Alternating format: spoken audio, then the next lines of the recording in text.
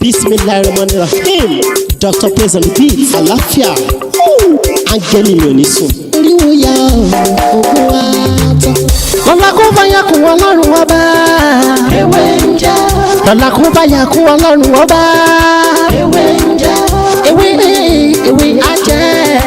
Ewé ń jẹ́. Àwọn olórí bá bọ́ sóhun mi lòjọ́ dìbò. Ewé ń jẹ́.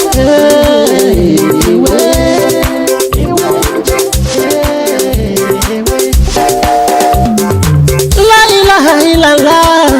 Alawalu, alakiru, asọhiru, abatinu, Ọlọ́run ọba. Ìwọ ló pamọ́, ìwọ ló fara jáde. Alárágbá yìí dániyàn, ara tó wù ọ́ dáadáa ló dẹ̀ ń dá. Èyí tó ní káwa máa fẹ́ wé dá ládẹ̀ fi dá. Ìwọ ṣàlóní. Good afternoon and good evening wherever you are watching me today. My name is Dr. Mutiu Olatiboye, also known as Babi Winje. In today's video, I want to quickly share with you how to use mango leaf. How to use mango leaf for breakthrough, for back to sender. Are you with me?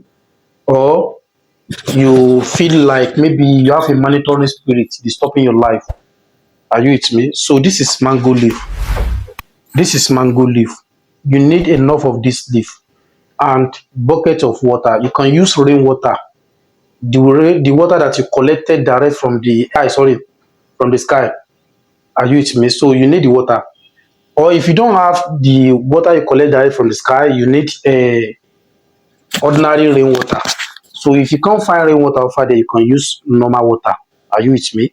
So you now use this water, you understand, to squeeze this mango leaf. You squeeze it very well. And while you are squeezing it, you keep saying your intention, whatever thing you want and whatever thing you don't want. You understand? So after that, you remove all the leaf in the water. You throw it away. You don't have anything to do with the leaf, just like this one. Just like this one. You remove it. You can use filter to filter it very well. Are you with me? So when you are done, you now put broom, like this type of broom, right? This broom, the used one, not the one you never use. You understand? If you buy a new one, you must use it maybe at least maybe a month before you begin to use it, right? So you put the broom in that water. You put it in that water. So when you put it in the water, you keep this water outside, open area, under the sun or under the moon, you understand, for maybe 3 hours or 4 hours. After 3 to 4 hours, you can now remove the water, remove the broom from the water. Use the water to wash every part of your body without using soap. I think you understand me, without using soap. So you can do it in the night and you keep it the following morning before you use it. Are you with me? Or if you know that maybe the water is too cold for you to use, you can warm it. I think you understand what I'm saying. It's very simple and very, very effective. Only if you follow my instruction.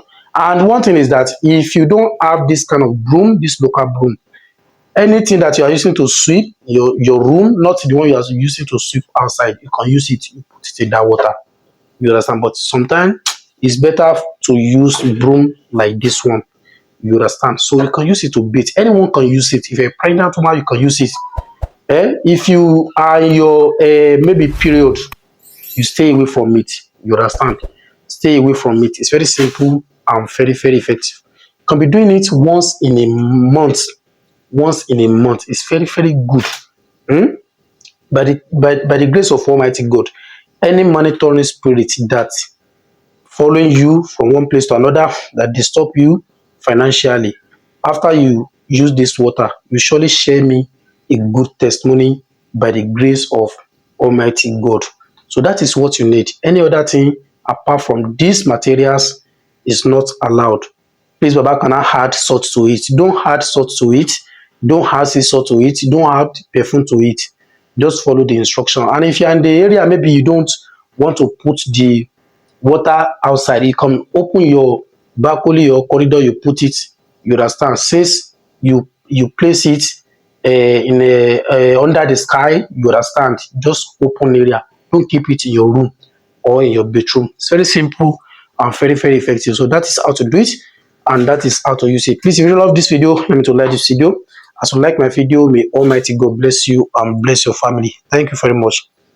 Èyí tí mo bára sọ lónìí bí a ṣe ń lo omi ewé mango lélẹ́yìí pẹ̀lú omi òjò tá a gbà látòjú ọ̀run gangan àti ìgbálẹ̀ local broom báyìí. Ó tán. Tí ọwọ́ bá wà lára èèyàn, a fẹ́ mú ọwọ́ burúkú kò ní ara. Ewé mango ni ẹ jẹ́ ká lọ wá. Ó pọ̀ díẹ̀ ní tútù. Ẹ jẹ́ ká dà sínú omi. Tá bá ti dà sínú omi, ẹ jẹ́ ká gbó. Tá bá ṣe ń gbó, a máa dàníyàn lórí nǹkan tá fẹ́. Tá bá ti wá gbó tán, ẹ jẹ́ ká fi asẹ́ ká fi gbá ká kó gbogbo inú ẹ̀ jáde. Omi tó bá tó wá wẹ̀ ni o, a sì gbọ́dọ̀ hard omi míì mọ́. Tá bá ti wá ṣe tán, ẹ jẹ́ ká ju ìgbálẹ̀ tá ti lò dáadáa, ẹ jẹ́ ká ju sínú omi yẹn. Ká wá gbé síta gbangba fún bí wákàtí 3 tàbí wákàtí 4.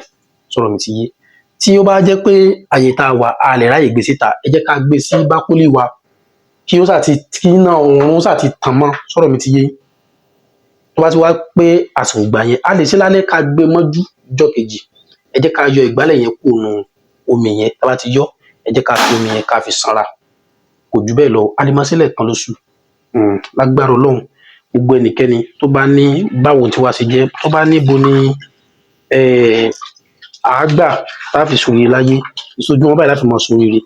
Ẹ jẹ́ ká fi omi yẹn wẹ̀. Lágbára Ọlọ́run, àti monitoring spirit ni o, àti monitoring spirit ni o, àti èyí tó ń dá yẹn láàmú nílé ọkọ ni o, èyí tó ń dá yẹn láàmú bí iṣẹ́ yẹn ni o, ẹ̀yẹn lò. Ọlọ́run tú àṣírí gbogbo wọn. Nígbà tí ẹ bá ń lò, lágbára Ọlọ́run, àṣírí wọn tú. Ipò ọ̀tá ò ní ká mi, kò ní kọ́ ọmọ mi, kò ní ká ìyá mi, àti gbogbo ẹ̀yin tẹ́ ní àǹfààní tẹ́ ń wò mí ní òní. Lágbára Ọlọ́run, ipò ọ̀tá ò ní ká gbogbo wa. Èmi náà lọ́mọ yín, àbúrò yín olólùfẹ́ yín, Dr. Mutiu Ọlátìbóyè. Dàbọ̀. Lọ́la kó bá yà kún Ọlọ́run ọba. Ewé ń jẹ́. Lọ́la kó bá yà kún Ọlọ́run ọba. Ewé ń jẹ́. Ewé á jẹ́. Ewé ń jẹ́. Àwọn lèmi dábọ̀ sóhun mi lòjọ́ dìgbọ́. Ewé ń jẹ́. Ewé.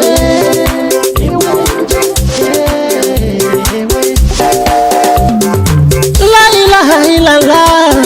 Alawalu, alakiru, asọhiru, abatinu, Ọlọ́run ọba.